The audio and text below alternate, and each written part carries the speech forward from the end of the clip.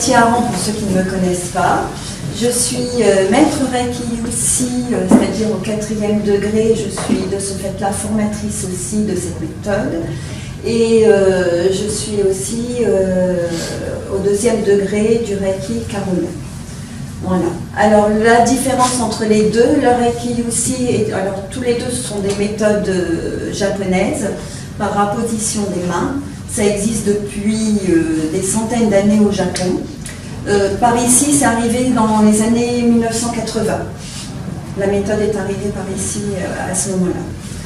Voilà. Donc le Reiki ici travaille plus sur tout ce qui est le mental de la personne, en cassant des blocages, c'est-à-dire qu'on a un équilibre au niveau de l'énergie, et lorsqu'il y a des blocages, eh ben, le corps ne peut pas avoir son système immunitaire qui fonctionne comme il faut. Le Reiki ici va vraiment travailler sur le mental de la personne. Le Reiki Karuna va travailler sur la mémoire de la douleur des cellules. C'est-à-dire qu'avec le Karuna, si on a été malade, si on a subi des violences, même si on en est remis psychologiquement, le corps s'en rappelle et ça crée des douleurs psychosomatiques. Voilà, donc ça travaille beaucoup par rapport à ça. Alors le pourquoi et le comment j'en suis arrivée là, il faut savoir que j'ai été enseignante en maternelle pendant 26 ans. Voilà, donc c'est un peu insolite comme parcours. Donc j'ai beaucoup aimé mon métier. Et à un moment donné, j'ai rencontré le Reiki parce que dans ma classe, j'étais bloquée et j'avais très très mal au dos. Voilà, donc scanner, IRM, j'étais un peu la malade imaginaire parce que rien sur les radios, sauf que je souffrais et que je ne pouvais plus me baisser. Donc au hasard, à la cantine, comme ça, enfin par hasard, mais il n'y a pas de hasard maintenant, je dirais, quelqu'un m'a dit, mais va voir un monsieur, il est magnétiseur. Voilà. Après tout, j'ai dit, bon, j'étais très cartésienne, je vais voir ce monsieur, ça me fait du bien, tant mieux, ça me fait rien, tant pis. Et puis là, ben, j'ai senti beaucoup de chaleur dans mon dos, et déjà au bout d'une séance, j'étais légèrement mieux. Au bout de 6 séances, je n'avais plus mal au dos du tout. Quand j'ai revu mon médecin, il me dit, mais vous ne parlez plus de vos douleurs de dos. Je lui ai répondu, mais non, c'est que j'ai plus rien du tout. Et je lui ai expliqué qui j'étais allée voir, et donc j'ai su, après, que ce monsieur était maître Reiki. Voilà. Et donc c'est avec cette énergie que j'ai été vraiment soulagée. Donc c'est resté dans ma tête. Et puis j'ai malheureusement eu l'expérience de mon papa qui a eu un cancer. Et comme j'ai su que la méthode s'apprenait, j'ai voulu apprendre pour pouvoir aider mon père. Donc voilà comment c'est parti. Et puis bon, donc je me suis servi du Reiki au niveau de la famille, au niveau des amis, et j'ai jamais pensé le faire professionnellement. Et puis un jour, mon père, qui était très cartésien, m'a dit, mais il faut que tu le fasses pour les autres. Et là, bon, il y a eu un temps de réflexion, et il me l'a redit encore quelques jours avant de partir. Et là, c'était une évidence. Et maintenant, j'en suis tout à fait heureuse. Je lui ai fait quelque part un cadeau d'avoir voulu apprendre cette technique, mais lui me l'a renvoyé aussi à sa façon. Donc ça a évolué. J'ai commencé à avoir 1 à 5 personnes par semaine, par mois au départ. C'est passé de 1 à 5 personnes par semaine. Et maintenant, je fais du Reiki tous les jours. Le bouche à oreille commence à bien fonctionner. Et c'est que du bonheur de voir les gens qui se sont tenus. Alors, pour quelle raison vient-on faire une séance de Reiki? Et quelles sont les personnes concernées? Je dirais tout le monde, de la petite enfance jusqu'à 99 ans plus. Donc le premier but du Reiki, c'est déjà relaxer. Donc il y a des gens qui vont venir pour avoir un confort, un bien-être, être moins stressés, moins dépressifs, avoir plus confiance en eux. Et après, il y a des gens qui viennent pour certaines douleurs. Donc ça peut être des douleurs comme une sciatique, comme de l'eczéma, se ronger les ongles, enfin il y a plein de choses vraiment différentes. Donc moi à l'avance je ne sais pas du tout comment ça va agir. Donc je commence à travailler sur la personne et puis ce que je peux dire à la personne, le minimum vous allez sentir de la relaxation. Je ne suis pas magicienne, j'utilise la technique. À partir du moment où on va casser des blocages, l'énergie va aller là où le corps en a besoin. Et plus on arrive à casser des blocages, plus on arrive à satisfaire le besoin de la personne. Donc, encore au mieux, on arrive à diminuer les douleurs, et encore au mieux, à ce qu'elles disparaissent complètement. Il y a des gens qui n'ont plus de douleurs sciatiques, qui peuvent remettre leurs chaussures, enfin leurs chaussettes eux-mêmes, etc. Donc, c'est vraiment en fonction de la personne. Ça ne se fait pas en une séance, parce que le temps de débloquer tout ça, il faut une moyenne de 4 séances. Il y a des personnes, au bout de 2-3 séances, on va voir qu'il n'y a pas besoin de plus. Nous, on le ressent, et la personne aussi. Quelquefois, il va falloir plus. Et ensuite, les personnes reviennent. Il y a des gens qui continuent à venir en entretien, je dirais. Chez les personnes d'un certain âge, j'ai beaucoup de gens qui viennent au changement de saison. Il y a des gens qui font des dépressions automnales, qui ont du mal avec le manque de soleil. Donc ça permet de retrouver un petit peu de peps, un petit peu de dynamique. Voilà. Et puis... donc en principe, on n'est pas obligé de recommencer sur un cycle à peu près de 4 séances. Quand il y a à nouveau quelque chose, que l'on s'est fait mal, qu'il y a un lumbago, avec 1 ou 2 séances, ça suffit. Si on est obligé de tout recommencer, c'est qu'il y a eu un gros choc psychologique. Et que là, que l'énergie est complètement déréglée. Voilà. Donc au niveau de l'âge des personnes que j'ai pu avoir, plus jeunes, c'est quelques mois. J'ai eu une petite fille qui avait moins d'1 an et qui avait de l'eczéma depuis sa naissance. Et apparemment, c'était le choc de la naissance, un stress qui a été causé au niveau de ce bébé. Et en 3 séances, la petite fille n'a plus du tout d'eczéma. J'ai des anciens élèves que j'ai eu en maternelle qui viennent me voir, que je retrouve sur la table et qui me disent « Oh, mais c'est bizarre, Cathy, tu fais ça, j'aurais jamais cru. » Je dis « Moi non plus, j'aurais jamais cru. » Voilà. Donc ces jeunes qui viennent, c'est des jeunes qui sont stressés, qui sont au collège, qui viennent me voir parce qu'ils se rongent les ongles, parce qu'ils ont peur avant un contrôle, quelque chose comme ça. J'ai des jeunes aussi qui viennent me voir avant les examens, pour un oral. Et il y a des personnes qui m'ont dit bah, c'est incroyable, j'arrivais pas à parler avant, et là c'est passé tout seul. J'aurais pu encore rester plus de temps, ça coulait. J'ai oublié les personnes qui étaient à côté, ça s'est bien passé. J'ai des adultes qui viennent me voir avant des entretiens d'embauche.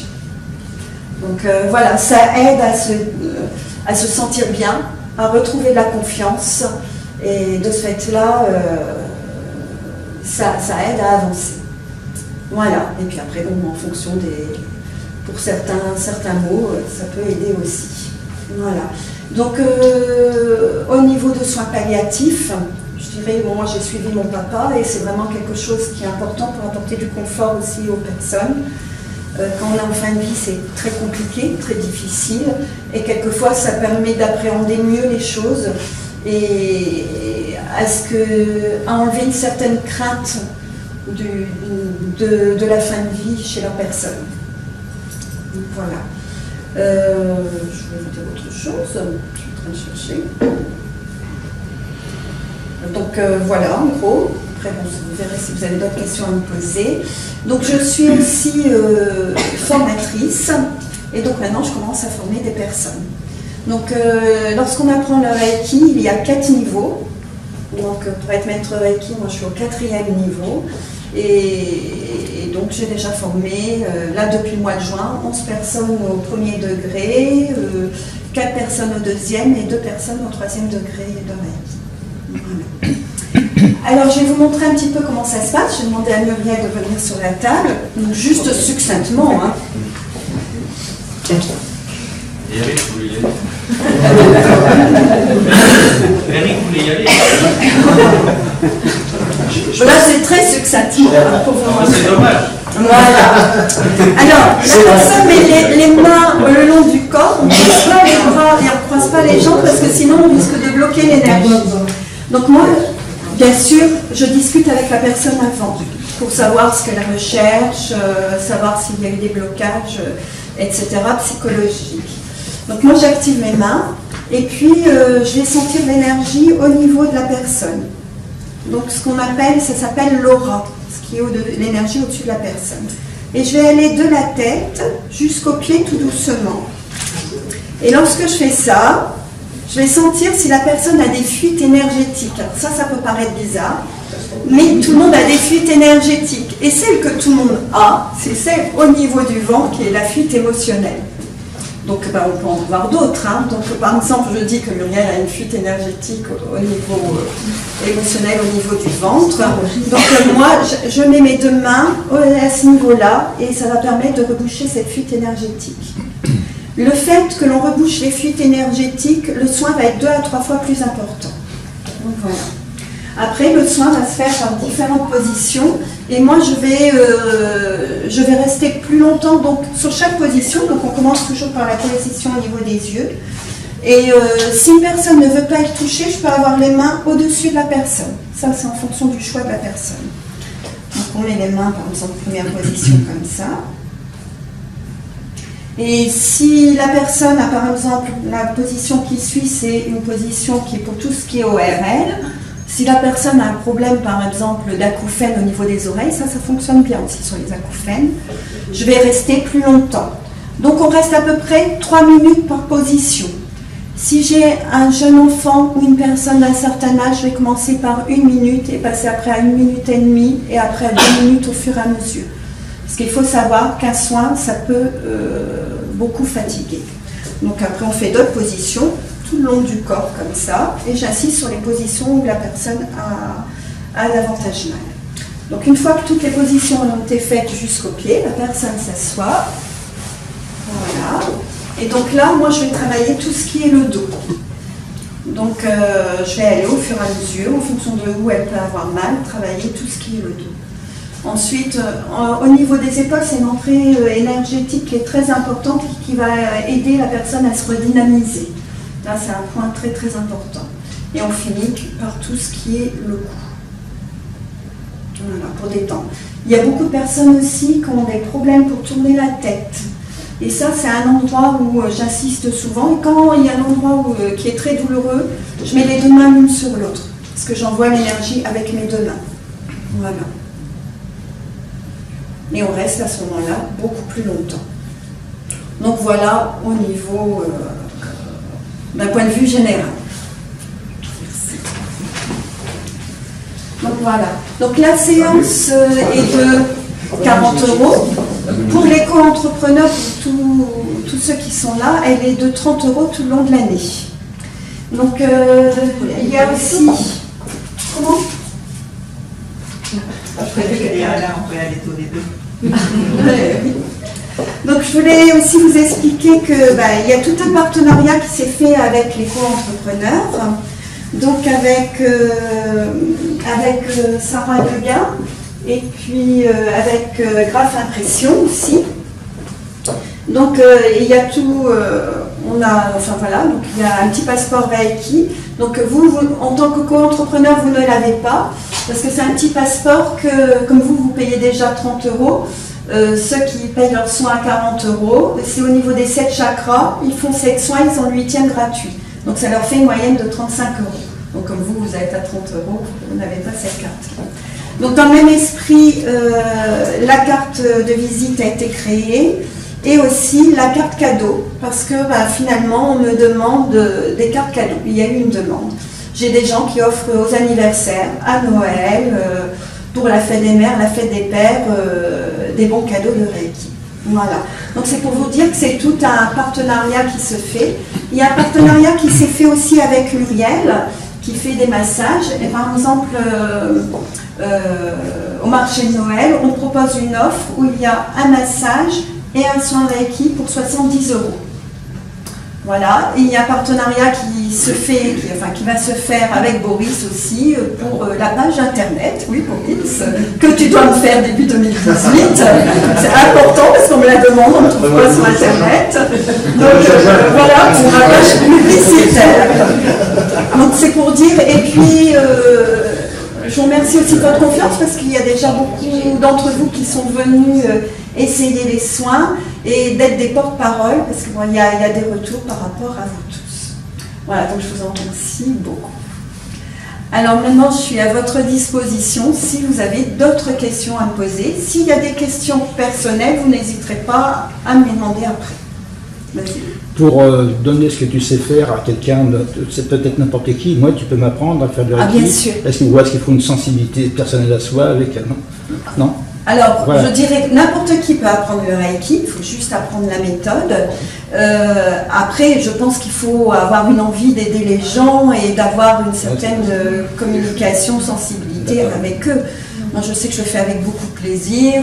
Et puis, l'échange, il y a le soin lui-même, la technique, le protocole du soin, mais il y a aussi la conversation avec la personne parce qu'il y a un lâcher-prise et il y a plein de choses qui se déversent. Et il faut accompagner la personne à ce moment-là. Ça, c'est très important. Puisque tu parles de magnétisme, il y a un peu de magnétisme. Mais je n'ai pas de magnétisme. Oui, non, mais alors, la différence entre un magnétiseur et moi, le magnétiseur utilise de l'énergie, mais c'est son énergie à lui. Et de ce fait-là, il va se fatiguer. Moi, c'est l'énergie qui nous entoure que je capte, qu'on appelle l'énergie universelle, donc ça paraît difficile à comprendre. Oui. Alors pour ça, il faut apprendre et il faut, alors c'est un peu spécial, il faut arriver à canaliser cette énergie, on t'apprend à le faire. Voilà. D'où les cours là. Je fais des stages de formation. Et ça dure combien de temps là, Les formations. Alors donc chaque formation se fait sur une journée où on va apprendre comment canaliser l'énergie et puis après si les gens ont des questions, ils me reposent des questions. À chaque fois c'est une journée. Une journée mais par contre il faut avoir tant d'expérience entre chaque niveau. Parce que c'est pas que apprendre la technique, il faut pratiquer et on développe cette sensibilité au fur et à mesure. Moi au départ au premier niveau je sentais rien dans mes mains, ça faisait de l'effet, mais moi je sentais rien. C'est au fur et à mesure et plus j'ai pratiqué, plus j'ai senti. Donc, qui c'est qui valide ça? Ben c'est juste moi. Enfin le maître Reiki, c'est pas reconnu au niveau de l'État. Oui, non mais il y a personne qui sait qui l'a reconnu toi. Donc moi c'est mon maître Reiki qui m'a formé, qui m'a donné mon diplôme. Mais lui, et lui il a été formé par un autre maître Reiki. Oui, c'est un japonais. C'est pas comment? J'ai un diplôme, oui. Mais il est donc. Mais il n'est pas reconnu par l'État. Il y a plein de méthodes énergétiques qui ne sont pas reconnues par l'État. C'est pas un diplôme d'État. Et ça, c'est les formations, c'est pouvoir en faire. C'est vous trouvez 2-3 personnes ou une personne. Je fais 5 personnes maximum et ce qui est bien, c'est d'avoir 3 personnes. Et le coût de la formation, comment? Alors, le premier niveau, c'est 100 € la formation. Le deuxième niveau, c'est 200 €. Le troisième niveau, c'est 350 €. Et le dernier niveau est très cher, il est à 1300 €. Voilà. Donc ça, c'est... Et qui a la 15 niveaux. Non, 4.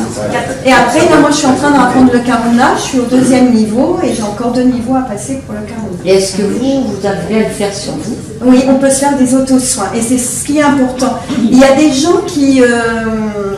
Comment on fait la sophrologie? Voilà, il y a des personnes qui vont venir apprendre le Reiki, mais c'est pas... Voilà, pour eux, c'est vraiment une quête aussi d'être dans le bien-être. Parce que quand vous êtes formé au Reiki, faire un soin c'est très bien, mais le fait que vous arrivez à canaliser l'énergie, vous allez vous sentir encore mieux. On sent vraiment libéré plein de choses.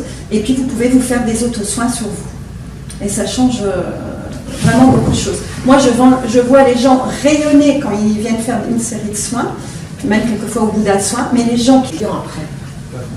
Non, je ne peux pas. Alors, il y avait autre chose que je voulais vous rajouter, c'est que je commence à intervenir en hôpital. Ça, c'est tout récent. Et il faut savoir qu'en Amérique, il y a sur 6 hôpitaux sur 10, il y a quelqu'un qui fait du Reiki. Et ce qui est intéressant aussi, c'est d'agir avant opération et après opération, quelle qu'elle soit. Avant opération, ça va aider à préparer à ce que la personne soit moins anxieuse.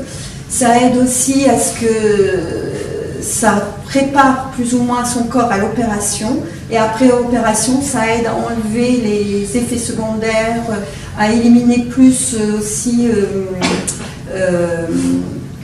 l'anesthésie. Merci. Voilà. Et puis ça aide aussi à cicatriser. Quand on travaille sur une cicatrice, ça aide énormément. Il y a des cicatrices qui sont boursouflées. J'ai eu un jeune qui avait des cicatrices très boursouflées et qui démangeait. En 3 séances, ses cicatrices étaient devenues blanches. Voilà. Donc on ne sait jamais jusqu'où on va. C'est le corps en réalité qui décide de prendre l'énergie et puis puis le système immunitaire va se renforcer. Il y a des personnes qui captent plus que d'autres. Il y en a aussi. Mais après, quelqu'un qui n'est pas réceptif du tout, j'en ai jamais eu. Ça peut être léger comme plus, et il y a des gens qui ont des très fortes réactions. Alors ce que l'on sent peut sentir du chaud, du froid et des fourmillements. Mais il y en a qui le sentent très très fort. Mais c'est exactement pareil que du magnétisme. Alors quand on parlait de magnétiseurs, ce qu'il faut savoir, c'est que j'ai deux magnétiseurs qui sont intéressés pour faire la formation, parce qu'ils s'épuisent, et donc ils veulent avoir du Reiki en plus pour avoir le relais avec, et être moins fatigués. Moi, à la fin de la journée, bon, je peux être fatiguée parce que je tourne autour de la table, et puis on entend des choses psychologiquement qui peuvent me fatiguer, mais le fait de faire les soins, ça ne prend pas mon énergie à moi, ça ne me pompe pas. Et il y a un lien entre l'hypnose et le... Non, enfin, toutes les méthodes énergétiques ont un lien, c'est qu'elles travaillent sur l'équilibre de l'énergie de la personne, elles cassent les blocages pour que l'immunité se remette en route. Et toutes les méthodes énergétiques ont le même but. Après, chacun choisit sa méthode, la méthode qui lui convient mieux, ou va vers telle méthode par hasard, comme moi je suis arrivée sur le Reiki par hasard au départ. Et les énergies. Oui, ça existe ça. Comment? Les énergiseurs, ça existe. Non. C'est ce que vous appelez un magnétiseur? Je ne sais pas, parce qu'on m'a parlé de ça. Alors moi je ne connais pas cette nomination, énergiseur. Énergiseur. Bon, après, je connais pas ça. Je ne peux pas tout confondre. Je ne dirais pas. En fait, il faut savoir que dans le monde, il y a énormément de méthodes énergétiques et qui viennent de très très loin. Et au Japon, ils ont l'habitude d'utiliser ces méthodes-là. Et dans chaque famille, il y a presque quelqu'un qui fait du Reiki. Voilà, comme la réflexologie plantaire. Enfin, voilà, c'est vraiment... et eux, ils se font du Reiki vraiment régulièrement. Ça ressemble... Enfin, c'est pas comme le Tai Chi, c'est ça? Ouais, ça c'est encore... c'est de notre méthode, c'est autre chose. C'est les mêmes choses. Voilà, mais différemment. Alors, ça débloque aussi. Je vous disais que je suis intervenue en hôpital, donc on m'a demandé une fois à Toire, une fois à Saumur. Donc il faut savoir qu'en France c'est un peu compliqué avec les médecins, avec les hôpitaux quelquefois, mais c'est en train de changer. Et quand j'ai quelqu'un qui m'appelle en me disant est-ce que vous pouvez venir voir mon père, ma mère ou quelqu'un que je connais, que j'ai déjà suivi, est-ce que vous pouvez venir me voir? Moi je ne veux pas faire ça en cachette dans une chambre d'hôpital, c'est clair ce que je fais voilà, et je demande, est-ce que la personne demande l'autorisation au médecin? Et les 2 fois où ça a été demandé, ça a été accepté. J'ai bien été reçue par les infirmières qui m'ont accompagnée et on a discuté ensemble de ce que j'avais ressenti après. Donc je trouve que c'est vraiment une belle avancée. Est-ce que tu peux parler des mutuelles qui prennent en compte? Est-ce qu'elles ne prennent pas en compte? Alors, voilà. Alors certaines, mais il n'y en a pas beaucoup. Et alors ça, il faut que vous demandiez à votre mutuelle. Quelquefois, dans certaines mutuelles, vous avez le droit à tant de soins naturels. 200 € par an. Voilà. 200, Donc, 250 ce qu'il faut € par que an. je fasse, Pour tout ce que je veux. voilà, ce qu'il faut faire, c'est vraiment demander s'ils prennent quand même en charge le Reiki. Alors, ce que je sais, c'est qu'il faut que la personne soit maître Reiki, sinon c'est pas pris en charge. Donc avec moi, c'est bon. Voilà. Et donc je fais une facture quand c'est comme ça. Je fais une facture. Je suis installée à Saint-Léger-Montbrun à Puyraveau, à côté de toi. Voilà, c'est à 20 minutes d'ici. Voilà. Donc pour ceux qui sont intéressés, il y a mes cartes qui sont sur la table là-bas dans un petit panier. Et puis, vous déplacez à domicile? Alors, en principe, je reçois les gens chez moi, mais si j'ai une personne qui fait par exemple de la chimio et qu'au niveau immunité c'est compliqué, il ne faut pas qu'elle attrape des microbes, ou une personne qui ne peut pas se déplacer, là je me déplace. Voilà. Donc ça m'est déjà arrivé. Par exemple, une personne qui est en chimio et que c'est compliqué, là je me déplace, il n'y a pas de souci. Voilà. Bon, c'est sûr que je ne vais pas à 100 km. Oui. Donc voilà, je ne sais pas si vous avez... Tu devrais préciser, comme je crois que tu as eu quelques clients qui demandaient si cette opération, enfin se faisait de vue. Ah oui, donc c'est important. mais malheureusement, il y a quelquefois des questions, parce que voilà, il y en a qui cherchent peut-être d'autres choses, mais bon, le Reiki se fait habiller, vous n'enlevez que vos chaussures. Si un praticien Reiki vous demande de vous déshabiller, vous vous sauvez. Ce n'est pas dans l'éthique Reiki, ce n'est pas fait pour ça. T'as pas dit que c'est une Et voilà, et donc alors comme je disais, il y a des gens qui n'aiment pas qu'on pose les mains sur eux. Donc je peux avoir les mains au-dessus, mais si ça aide une personne à ce qu'il y ait une couverture entre deux, je peux mettre une couverture aussi. En ce moment, je la mets parce que il fait plus froid, même si ma pièce est chauffée. Il faut savoir que quand on fait du Reiki, le fait d'être allongé dans une position statique, on se refroidit. Mais quand l'énergie circule, la plupart des gens, quand ils se relèvent, ils ont très froid. Voilà. Alors, après la séance, vous pouvez vous sentir fatigué, surtout la première et deuxième séance. Après, le corps s'habitue. Mais forcément, quand il n'y a pas de contact, ça doit être moins. C'est aussi fort. Ouais. C'est aussi fort. D'accord. Ah mais oui, c'est aussi fort, ça change, ça change pas. Contact. Donc moi, en principe, je me cambre les mains parce que quelquefois j'ai l'impression d'avoir plus de ressenti, mais je le sens bien aussi au-dessus du moi. Voilà. Et on sent, voilà. Oui, parce que bon, Muriel, elle a l'habitude. On doit s'entraîner. Ouais. Et donc quand on baisse les mains et quand vous en avez vraiment besoin, il y a un moment donné, quelquefois, moi j'arrive plus à baisser mes mains et la personne sent qu'il y a quelque chose qui appuie alors que j'ai encore une distance de ça sur son corps. Donc il y a vraiment, je veux dire, moi j'étais vraiment sceptique quand on me l'a fait et maintenant moi je suis encore étonnée tous les jours de ce que ça peut faire. Voilà, et c'est que du bonheur. Donc voilà. En fin de compte, c'est le corps qui réagit. Tu disais tout à l'heure que tu faisais des acouphènes. Oui, aussi. Donc sur certaines personnes, ça fonctionne. Donc voilà. Bon, il faut quelquefois plusieurs séances. Ça dépend depuis combien de temps on les a aussi, du degré. Voilà. J'ai un monsieur qui supportait plus les appareils ménagers, l'aspirateur, le batteur électrique, etc. Et depuis, c'est beaucoup mieux. Moi, c'est le travail. Moi, c'est le Voilà, je ne peux pas tout non plus. Bon, je vous dis que je ne suis pas magicien. Non, mais moi, les acouphènes, c'est le contraire. C'est quand je suis dans le bruit que je suis bien. Ou quand il y a de la musique et tout. C'est quand je suis dans le silence que je suis mal. Parce que ça me souffle. Ça te stresse d'être dans. Ah non, ça me souffle dans les oreilles. J'ai l'impression d'avoir une tempête continuellement dans les oreilles. D'accord. Il faut essayer. Ouais. Il n'y a pas de souci. Et ça t'a demandé combien d'années pour devenir maître? J'ai commencé en 2011 et je suis maître Reiki Et depuis donc, janvier. chacun des degrés, t'as demandé quel Alors- investissement de temps? Alors, je dirais beaucoup, parce que, et de plus en plus. Alors, je vais vous donner l'espace minimum entre chaque degré. Entre le premier, alors tout en sachant qu'on peut beaucoup plus. Moi, j'ai passé plus de temps parce que au départ, je n'étais pas partie pour le faire professionnellement. Donc, du premier au deuxième degré, c'est minimum 3 mois. C'est un minimum. Moi, j'ai attendu plus. Entre le deuxième et le troisième, c'est un minimum de 9 mois, tout en pratiquant le plus possible. Et entre le troisième et le dernier degré, c'est 1 an, minimum. Voilà. Pardon. Après, quand vous êtes qu'au premier degré, au troisième degré, il vous manque quand même des éléments pour travailler sur les gens. Ça n'empêche pas qu'on peut bien travailler. Ouais. Donc moi, j'ai commencé à faire professionnellement quand j'étais au troisième degré.